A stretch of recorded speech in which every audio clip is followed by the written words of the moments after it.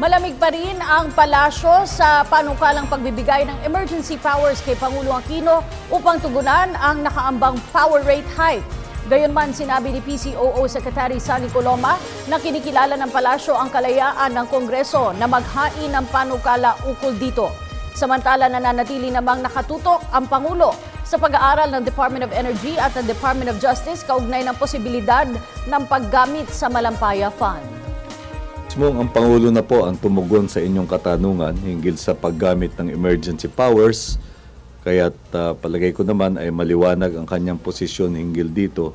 Tungkol doon sa specific proposal from Congressman Evardone, we will just leave it to the best judgment of our lawmakers to deliberate the proposal on its merits, and we will await their decision. Tungkol naman doon sa yung second part, yung sa pag-aaral, patuloy po yan, no?